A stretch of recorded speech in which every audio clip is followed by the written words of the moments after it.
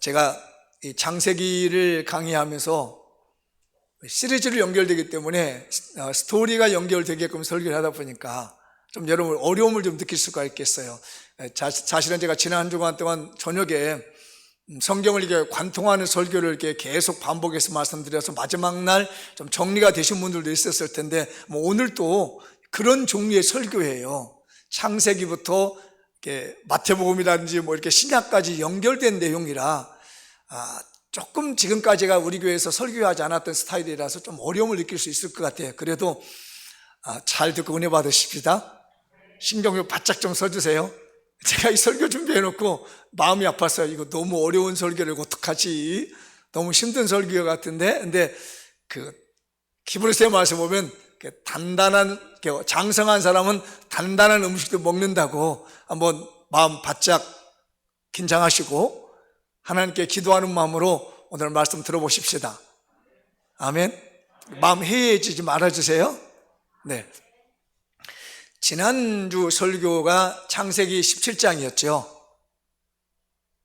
잊어버리셨군요. 자기야 잘 기억해. 17장에서 뭘 약속했어요? 열국의 아버지, 개인적인 아브람이라는 이름에서 아브라함이라고 이름을 바꿔줬죠. 개인적인 영달을 꿈꾸고 개인적인 어떤 출세를 꿈꿨던 아브람에게 이제는 너는 그렇게 하지 말고 여러 민족의 아버지가 되어다오, 이렇게 해서 이름을 바꿔줬습니다. 기억나시죠? 네, 그렇게 아멘을 해주시면 제가 더 설교를 잘할 수 있을 것 같아요. 열국의 아버지, 여러 민족의 아버지로 바꿨습니다. 그리고 약속한 게 뭐냐면은 99세에 아들 준다고 그랬죠. 99세에서 100세로 넘어가는 것은 이제 그런 말씀을 했죠. 극한의 세월을 보내고 난 다음에 하나님의 새로운 삶을 열어주시는 그런 말씀으로 지난주에 말씀을 드렸습니다. 그래서 이제 99세의 여러 민족의 아버지라고 하는 아브라함이 이삭을 약속을 받습니다. 그게 이제 오늘 17절 말씀인데 한번 이 부분을 읽어볼까요? 시작. 아브라함이 엎드려 웃으며 마음속으로 이르되 100세 된 사람이 어찌 자식을 낳을까? 사라는 90세니 어찌 출산하리요? 이게 웃었다는 말이 이건요 너무 좋은 거예요. 이 할아버지가 아들이 없었는데 한 13년 전에 아들 하나 낳은 것은 하나님 보기에는 그건 진짜가 아니다. 그 아들 통해서 내가 역사하는 게 아니고 내가 내년 이맘때 네가 99세인데 100살 되면 아들 줄 거야. 그러니까 너무 좋은 거야 이게. 그래? 100살 된 내가 이거 아들로도 되나? 우리 와이프가 지금 90세야. 이게 9살 차이가 나잖아요. 90세 된 할머니가 애를 낳을 수 있어? 이야, 이거 신기한데? 하고 이제 기쁨의 얼굴인 겁니다. 그래서 제가 오늘 제목을 기쁨이라는 거, 이게 웃는 게, 이거 이상한 웃음이 아니고 너무 좋은 거예요. 할아버지가 방방 떴습니다. 어떠세요, 여러분들? 제가 지금 그 마음이거든요. 바보 같으지만 7월 달에 제가 손주가 난다니까 제가 이제 얼굴 항상 싱글싱글하고 있거든요. 근데 제가 이제 60도 안 됐는데 그냥 이 손주 본다니까 좋아가지고 웃는데 99세의 할아버지가 100세 된 할아버지가 손주도 아닌 아들 난대. 이거 어떻게 좋을 것 같아요? 안 좋을 것 같아요? 참. 그러니까 우리가 아브라함이 아니야. 좋아가지고 속으로 말합니다. 야, 내가 100살인데 진짜 이거 아들 낳을 수 있을까? 야, 내 우리 할망구가, 미안해, 할망구가. 내 아내가 지금 90세인데 91세 어떻게 아들 낳을 수가 있어? 이야, 정말 그럴 수 말씀 너무 좋은데 이렇게 하고 너무너무 기뻐하는 겁니다. 그래서 제가 그 마음을 보고 이제 그래, 아브라함의 마음으로 설교 제목을 잡아보자 하고 해서 기쁨이라는 거죠. 그러면서 이제 약속을 합니다. 읽어보죠. 19절. 하나님이 이르시되 아니라 네 아내 사라가 내게 아들을 낳으리니 너는 그 이름을 이삭이라 하라. 내가 그와 내 언약을 세우리니 그 후손에게 영원한 언약이 되리라. 아니라 한 말은 뭐예요? 지난주 말씀드렸죠. 하나님, 내가 이스마엘 낳았는데 13살 됐어요. 그냥 내가 이 아들하고 행복하게 살고 싶습니다 라고 했던 건데, 아니라는 거야. 13살짜리가 이스마엘이 아니야. 내가 너한테 진짜 아들 줄게. 여종한테 난 게 아니고 네 아내 사라한테 난 아들, 네 적장자를 줄게. 이렇게 하나님이 약속을 하는 겁니다. 그 약속을 이제 내년에 주겠다고 합니다. 내년 이맘때면 이제 99세 100세잖아요. 읽어보죠. 21절. 내 언약은 내가 내년 이 시기에 사라가 내게 낳을 이삭과 세우리라. 그러니까 이제 99세 1년을 기대해 보라는 겁니다. 이제 아브라함은 은근히 좋았습니다. 이제 그리고 난 다음에 18장으로 넘어가면 만물의 상술이 나무에 머뭅니다. 이 사람이 이제 넘어가가지고, 그런데 어느 날 되면 오후쯤 됐는데 하나님이 아브라함에게 나타나신 거예요. 18장에서는요. 나타나셨는데 세 사람으로 오게 되는 겁니다. 하나님이 나타나시니라 라고 말하면서 세 사람이 찾아오는 거예요. 그래서 이 세 사람이 찾아왔는데 그게 하나님이라는 겁니다. 그래서 어떤 학자들은 그 중에 한 분은 하나님이시고 양쪽 둘은 보좌하는 천사다 뭐 이렇게 얘기하는데, 어쨌든 이 말씀에 보면 하나님이 나타나셨는데 사람의 모습에 세 사람이 지나가는 거예요. 그 아브라함이 괜히 가다가 부르는 겁니다. 오시라고 오셔서 우리 집에서 식사하시라고 해서 뭐 송아지 잡아서 대접을 쫙 합니다. 근데 이때 하나님이 나타나신 이유는 두 가지 때문입니다. 하나는 내가 분명하게 아들 준다. 내년 이맘때.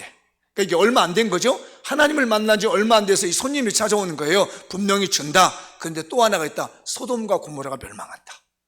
이게 19장의 내용은 소돔과 고모라가 멸망한다는 얘기예요. 그러니까 너한테 분명하게 아들 준다라는 것을 확인시켜주기 위해서 사람으로 나타나는 거예요. 전에는 하나님이 음성으로 들려주셨는데 이제는 사람이 직접 온 겁니다. 나타날 거다. 그러면서 하는 얘기가 네 사라에게 난다고 합니다. 아니, 외지에서 온 사람이 자기 아내 이름을 아는 거예요. 이게 일러주지도 않았고 가르쳐주지도 않았는데 너희 사라에게서, 네 아내 사라에게서 아들 난다니까 신기하잖아요. 이게 하나님은 다 알고 계셨다는 거예요. 지금 우리 장미용 교회에 이런 신기한 일들 이루고 계신 줄 믿습니다. 하나님이 나타나셔서 역사하고 계신 줄 믿습니다. 이 귀로 열리시기 바랍니다. 아주 신기한 일이 벌어진 거예요. 하나님이 우리 알파 아내 이름을 알고 그렇게 줄게 얘기를 하는 거예요. 그리고 나더니 이 얘기를 누가 듣냐면 뒤에서 사라가 듣습니다. 오늘 18장 10절인데 시작. 그가 이르시되 내가 내년 이맘때에 내가 반드시 내게로 돌아오니 네 아내 사라에게 아들이 있으리라 하시니 사라가 그 뒤에 장막문에서 듣더라. 그러니까 이 유목민들은요 가난해가지고 텐트를 치고 삽니다. 그런데 어떻게 텐트를 치냐면 앞에 있는 문 쪽 좋은 자리는 남자들이 살고 별로 좋지 않는지 안쪽은 보가 돼야 되겠죠. 그 여자들이나 손님들을 재우는 방입니다. 그러니까 이제 앞에서 손님 대접을 하고 있는데 사라는 밖에 못 나가고, 우리도 그러잖아요. 손님들 오면 여자분들이 잘 안 나가고 뒤에서 주방에 이렇게 기다리고 있잖아요. 이 사라도 좀 뒤에서 기다리고 있는데 이게 하는 얘기가 내년 이맘때 자기한테 아이를 준대. 이름까지 지어준 거예요. 이삭이라고 그래라. 그러니까 이 사라가 듣고 말이에요 웃었어요. 한번 18장 12절 시작. 사라가 속으로 웃고 이러되 내가 노쇠하였고 내 주인도 늙었으니 내게 무슨 즐거움이 있을까. 이 웃음은요 안 믿는 웃음이었어요. 이거는 남자하고 여자하고 차이가 크더라고요. 이 본문에 100세 되는 할아버지는 아들 난다고 좋아서 웃고 91세 된 할머니는 웃기는 얘기하고 계시네. 내가 어떻게 애를 낳아? 어떻게 여기 우리 권사님들, 집사님들, 나이 드신 분들 어떻게 애 한번 낳아보실까요? 아이고 망측스러워 목사님. 그런데 윤 장로는 어떻게 한번 아들 낳으라고 그러니까 다 아들 두 아들님은 목사님하고 선교사님 없다 치고 내 적장사 하나 준다면 어떨 것 같아요? 할렐루야. 이거예요 차이가. 감사해요 우리 장로님 할렐루야 해주셔서. 그러니까 아브라함은 100세의 아들 나니까 좋아서 웃고 있고, 이 91세에 이제 아들 난다고 할머니는 아이고 망측스러워 뭐 저런 얘기를 해 하고 안 믿는 거예요. 내가 무슨 나이 들어가지고 즐거움이 내 나이가 몇 살인데 애를 낳아 지금. 그런 믿지 않는 마음을 합니다. 그러니까 하나님이 야 너 왜 웃어? 그러니까 안 웃었는데 너 웃었잖아. 이러고 난 다음에 하나님께서 이제 아브라함으로 하여금 다른 데 이사를 가게 만듭니다. 그랄이라는 지역으로 이사 갑니다. 그게 20장이에요. 그랄로 넘어갔는데 거기서 아브라함이 실수를 합니다. 옛날에 아브라함이 이집트로 내려갈 때 뭐라고 내려갔죠? 네? 그렇죠. 자기 아내 사라를 갖다가, 그때는 사례였죠. 아내를 갖다가 여동생이라고 얘기하는 거예요. 사실은 맞는 얘기거든요. 그 얘기가 맞는 얘기인데 이제 결혼했으니까 뭐가 더 가까워요? 아내가 더 가깝죠. 그러면 옛날 사람들 좀 이상한 사람인데 생각할 줄 모르는데 그 오해를 풀리게 설명드릴게요. 우리나라 조선시대 때, 여러분들 생각해 보세요. 우리나라 조선시대 때에 미국 사람과 결혼을 했어요? 안 했어요? 요즘 와서 하는 거잖아요. 조선시대 때 미국 사람과 결혼하는 것은 거의 상상할 수도 없었습니다. 그거 생각하면 돼요. 이때 당시에, 지금으로부터 4,000년 전이거든요. 4,000년째 사람들은 자기 가문 종족끼리, 지금 말하면 그런 종족끼리 결혼을 했어요. 이해되셨나요? 네. 다른 부족하고는 결혼하지 않았습니다. 자기 부족, 아브람 부족은 아브람 부족에 속해 있는 사람들끼리 결혼했다는 거예요. 한국 사람들은 조선시대 불과 100여 년 전만 해도 한국 사람과 결혼했다는 말이 이해되셨죠? 그러니까 그 시대에는 당연히 자기 그 종족끼리만, 부족끼리만 결혼을 했기 때문에 멀리 보면은 이종이든 뭐든 몇이든 여동생이 맞는 거예요. 이해되셨죠? 그런데 이미 결혼했기 때문에 여동생의 문제가 아니고 이제는 아내가 맞는 거예요. 근데 이 아브라함이 가서 자기 아내 뺏기고 자기 죽을까봐 거짓말을 하는 겁니다. 근데 또 이 얘기를 하는 거예요. 이 그랄이라는 적이 아비멜렉이라고 하는 그 족장에 갔는데, 야, 혹시 우리 사라 너를 뺏어가면 나를 죽일 수도 있으니까 우리 동생이라고 하자. 아내라고 하면 나 뺏어갈 수 있으니까. 이렇게 해가지고 가서 동생이라고 한 거예요. 그랬더니 아비멜렉은 진짜 동생 줄 압니다. 그런데 생각해 보세요. 누가 90세 된 할머니하고 결혼하고 싶겠어요?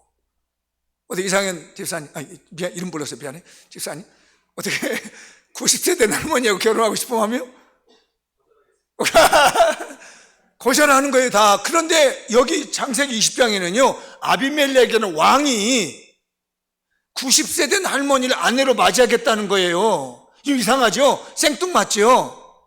그게 무슨 얘기냐면 아브라함이 가지고 있는 재력이라든지 그 팔레스타인에 가지고 있는 영향력이라는 게 크니까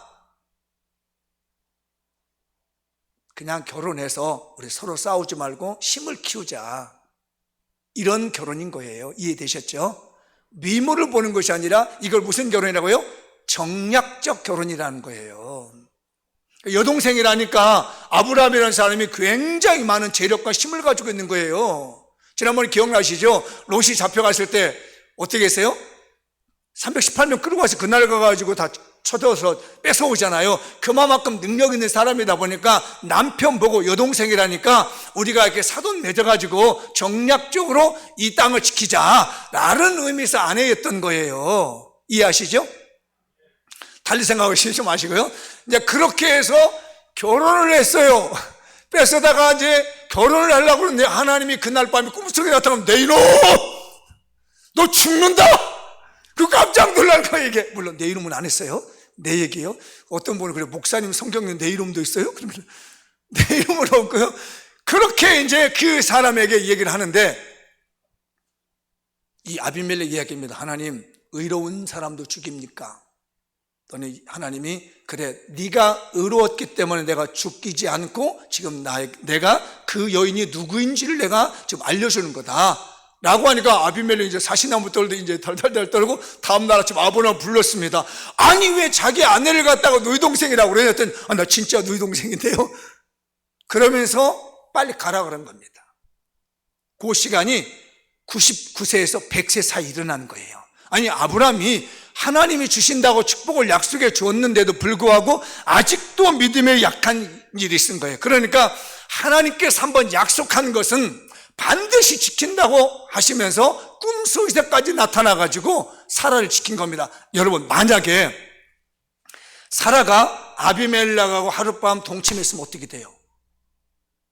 이상 날아가 버리는 거예요. 하나님의 언약의 자손이 날아가 버리는 겁니다. 이해하셨죠? 그렇기 때문에 하나님이 긴급하게 나타나가지고 그 일을 막으신 겁니다. 아브라함은 실수했을지라도 한 번 하나님은 약속하시다 보니까 아브라함을 끝까지 지키고 계신 줄 믿습니다. 아브라함이요, 실수투성이에요. 기억나시죠? 아까 2번 거짓말했어요. 그리고 하나님이 야 기다려, 내가 너에게 적장자를 줄게 했을 때 뭐예요?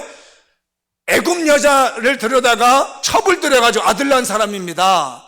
이거 보기에 아브라함이 얼마나 흠이 많고 정말로 약점이 많아요. 죄가 많아요. 그런데 하나님은 그런 건 하나 보지 않고 내가 너한테 약속한 거 반드시 지킨다 라고 하면서 전폭적으로 나타난 거예요. 우리 하나님께서 우리 장미연께도 그렇게 말씀하신 줄 믿습니다.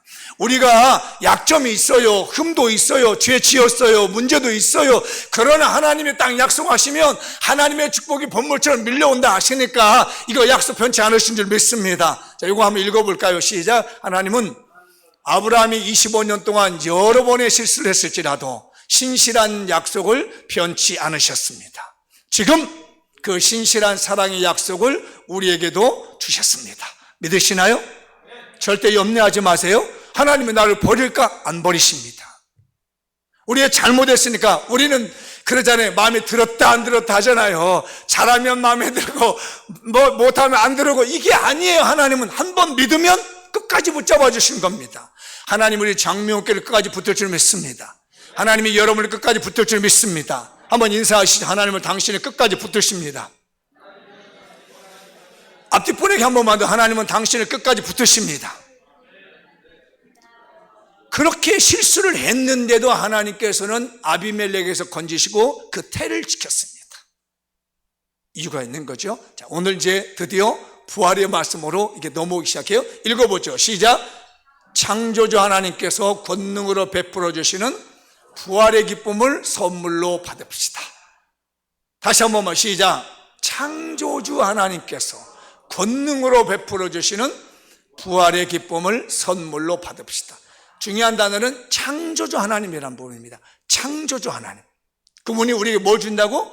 부활의 기쁨을 주십니다. 아시겠어요? 어떤 하나님이? 창조주 하나님. 창조주 하나님 뭐예요? 무에서 유를 만드신 하나님이에요. 그러니까 기억나시잖아요. 99세 된 할아버지가 아들을 낳을 수 없는데, 90세 된 할머니가 아들 수 없는데 100세에 91세에 아들을 낳을 수 있다는 것은 이건 사람의 능력이 아니라는 거예요. 뭐의 능력이에요? 창조적인 하나님의 능력이라는 겁니다. 생명을 창조하신 하나님의 능력이 지금 우리 장미용교회 본물처럼 밀려오고 있습니다. 언제부터? 부활과 함께. 이 부활절을 지키고 있는 우리들과 함께 하나님의 이 은혜와 축복이 나타날 줄 믿습니다. 25년 전에 하나님이 약속하셨죠. 75세에 불렀잖아요. 뭐라고 불렀어요? 내가 너를 하늘의 별과 같이 빛나게 하는 자손을 주시겠다. 그러더니 100세에 하나님께서 아브라함에게 아들을 주십니다. 이건 앞으로 뭘 얘기하냐면요, 신약 성경에 예수님의 탄생과 예수님의 부활을 미리 보여주는 거예요. 이해되시나요? 안 믿어지시나요? 창조라는 얘기입니다. 100세에 아들을 낳았어요. 그래서요, 사라가 91세에 아이를 낳습니다. 정말로. 그런데 91세 할머니가 아이를 낳지 못하는 거하고 남자를 알지 못하는 처녀가 아이를 낳지 못하는 것은 아이를 낳지 못한다는 게 공통점이에요. 아시겠나요? 남자를 알지 못하는 여자 처녀가 애를 낳는 거나 아이를 낳을 수 없는 91세 할머니가 애를 낳는 것은 기적이에요. 그러시죠? 그 기적을 일으키는 분이 누구시냐면 창조주 하나님이시라는 얘기예요. 없는 것을 있게 만드시는 겁니다. 그 있는 것을, 아니 없는 것을 있게 만드신 하나님이 우리 장미원교회를 좀 불꽃같이 보고 계시는 거예요. 100세에 아들 주시고 91세에 할머니에게 아들 주시는 것은 처녀가 아이를 낳을 수 없는데 그 태를 열으셔서 아이를 주시는 것은 하나님의 기적이었다는 거예요. 그래서 91세 된 할머니가 아이를 낳고 노래를 불렀습니다. 오늘 20장 본문이죠. 21장 6절 7절 읽어보죠. 사라가 이르되 하나님이 나를 웃게 하시니 듣는 자가 다 나와 함께 웃으시. 이제 기쁜 거예요. 전에는 내가 이거 먹고 웃어서 비웃었는데 이제 와보니까 나를 웃게 했더라니요. 기쁨을 주더라는 얘기입니다. 우리가 죽었을 때는 사람이 울었지만 웃는다고 할 수 없지만은 다시 살아나면 기쁘게 되는 것처럼 하나님은 웃음의 복을 주신 줄 믿습니다. 7절 또 이르시되 사라가 자식들을 젖먹이겠다고 누가 아브라함에게 말했으로마는 아브라함의 노경에 내가 아들을 낳았도다 하니라. 노래를 불렀습니다. 야, 이 100세 될 할머니가 할아버지가 어떻게 아들을 낳아? 어떻게 91세 된 할머니가 애를 젖을 먹여? 야, 이거 불가능한 얘기인데 이걸 하나님이 하셨네라고 하면서 찬송을 부르며 기쁨의 찬양을 드렸는데 훗날 마리아가 이 찬송을 부릅니다. 읽어볼까요? 누가복음 1장 46절부터 8절 시작. 마리아가 이르되 내 영혼이 주를 찬양하며 내 마음이 하나님 내 주를 기뻐하였으면 그의 여종은 비천함을 돌보셨습니다. 보라 이제후로는 만세의 날을 복있다 일컬이라. 할머니가 아이를 낳지 못해가지고 얼마나 비천한 일 당했어요. 하갈에게 굉장히 핍박당했습니다. 아이 못 낳는 여인이라고 얼마나 핍박을 당했는지 몰라요. 그런데 91세 된 할머니가 아이를 낳았으니 이 비천함을 돌아본 거잖아요.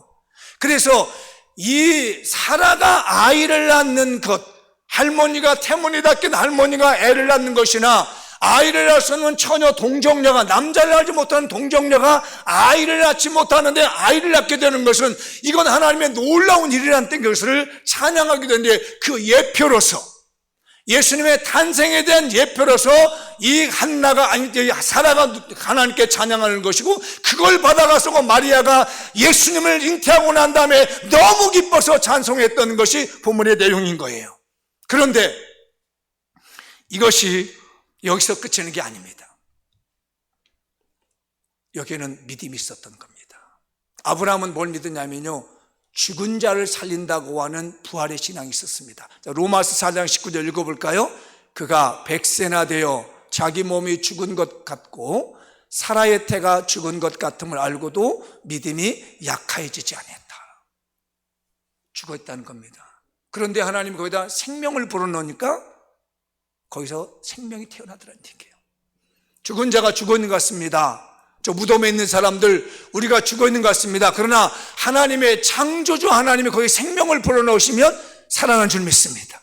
태문이 밖에서 생명이 없고 도저히 나을 수 없을 것 같은데 죽은 자와 같았고 자기 몸도 메말라 죽었고 전기가 다 메말라 죽어 있는 것 같았는데 하나님의 생명을 불어넣으시니까, 창조의 하나님의 생명을 불어넣으시니까 새로운 삶에 살아나게 되는 것처럼 죽은 자의 부활도 하나님의 생명을 불어넣으며 살 줄 믿습니다. 너무 안 믿을 것 같으니까 이 말씀으로 우리에게 믿음을 주시는 거예요. 그래서 아브라함은 믿음의 조상이라고 얘기를 하죠.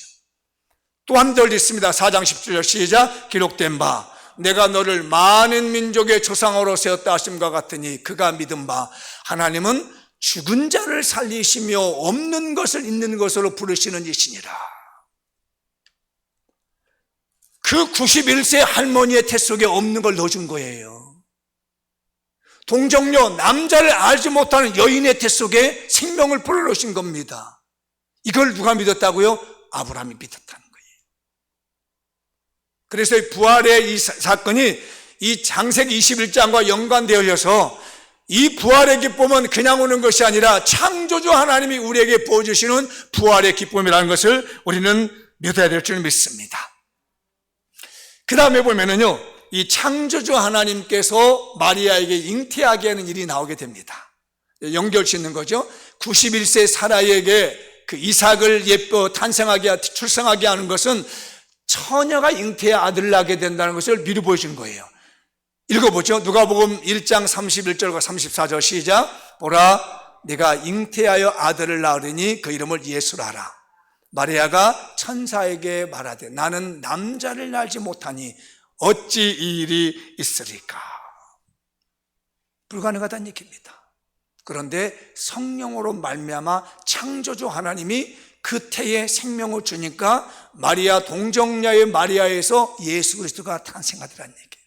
그러니까 사라의 죽어있는 태에 생명을 불어넣으니까 이삭이 태어난 웃음이라고 하는, 기쁨이라고 하는 아이가 태어나는 것처럼 동정녀 마리아의 태에 생명을 불어넣으니까 구원을 주시는, 우리에게 웃음을 주시는, 부활의 기쁨을 주시는, 부활의 웃음을 주시는 예수 그리스도가 탄생하게 되기 위한 것이죠. 그래서 사라가 이삭을 낳는 것은 예수님의 출생에 대한 것을 미리 예표해서 믿어라, 반드시 죽은 태와 같은 데서 예수가 생명으로 태어날 줄 믿는다 라고 하면서 가르쳐주고 있는 거예요.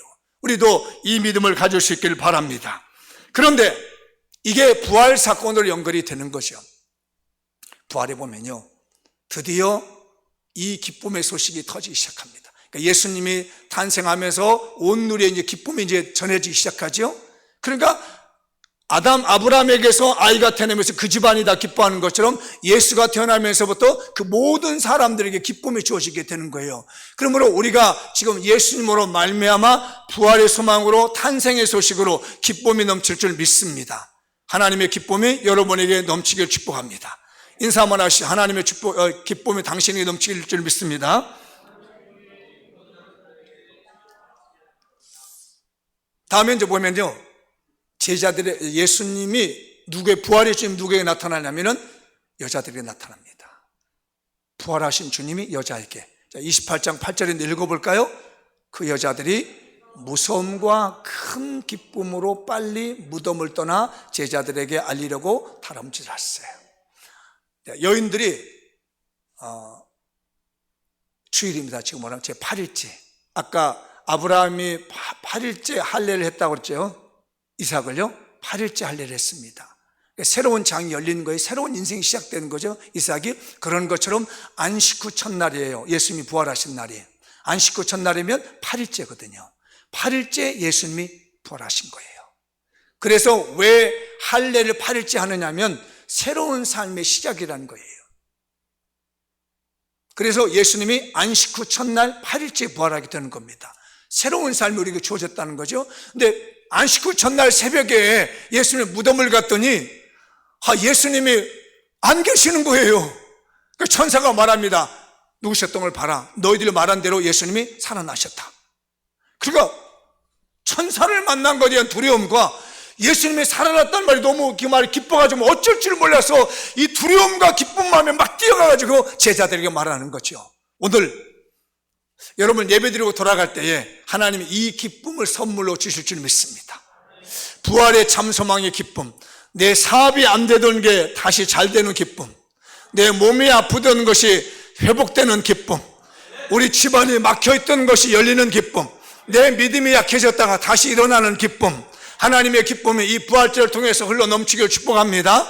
이 여인이 기뻐서 달려가듯이 우리도 이 예배 마치고 난 다음에 세상을 향해서 기쁨으로 달려가기를 축복합니다. 그 다음에 제자들에게도 나타납니다. 20절, 요한복음 20장 20절인데 시작. 이 말씀을 하시고 손과 옆구리를 보이시니 제자들이 주를 보고 기뻐하더라.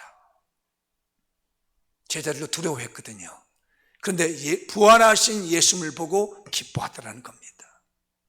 예수님은요, 예수님 오시기 전에 2000년 전에 아브라함과 사라를 통해서 약속했습니다.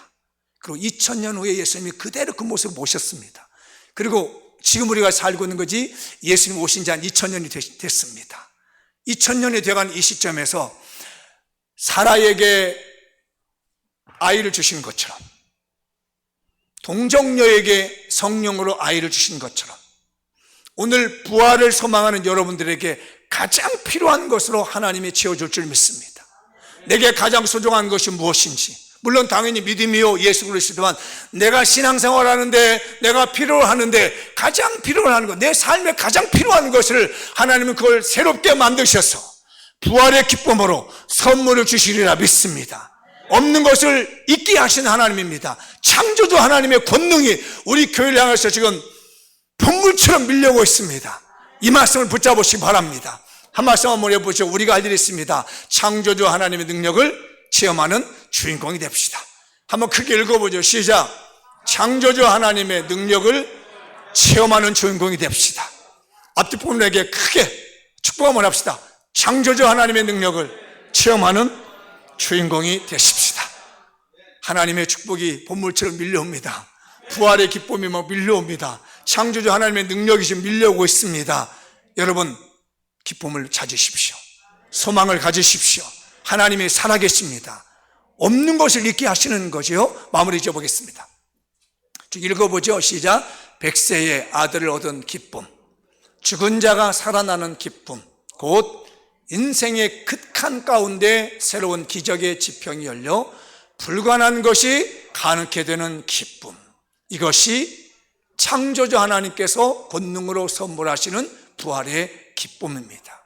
이것이 부활을 맞이한 우리 장미영교회 주시는 하나님의 축복입니다. 극한을 넘어서 새로운 지평을 열어주시고 기적을 보여주시며 없는 것을 있게 만드시는 이 부활의 능력, 생명의 능력, 몸이 다시 사는 것과 우리 삶이 새롭게 회복되는 것, 이 축복이 하나님의 은혜로 지금 본물처럼 밀려오는 줄 믿습니다.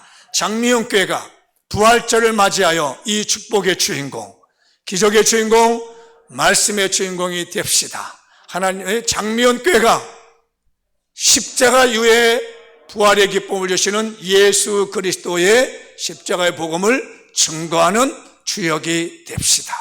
하나님의 축복이 본물처럼 밀려옵니다. 말씀의 주인공, 축복의 주인공, 기적의 주인공이 되십시다. 하나님이 권능으로 주시는, 창조주 하나님이 권능으로 주시는 부활의 기쁨을 선물을 받으시고 돌아가시길 바랍니다. 안타깝게도 오늘 부활절이지만 자꾸 음식 문제가 터져서 오늘은 떡은 드리지 못하지만 사람이 떡으로만 살 것이 아니오 하나님에서 나오는 모든 입에서 나온 말씀으로 산다는 거 하시고 다음 기회를 기약하시면서 오늘 이 말씀 붙들고 기쁨의 희망창, 계란을 못 받아도 축복은 받았다, 떡은 못 받아도 은혜는 받았다, 이 말씀 붙들고 여러분들 기쁨으로 돌아갈 수 있기를 주의 이름으로 축복합니다. 다 같이 자리에 일어나셔서 오늘 말씀 붙들고 통성으로 기도하겠습니다. 은혜와 자비가 많으신 아버지,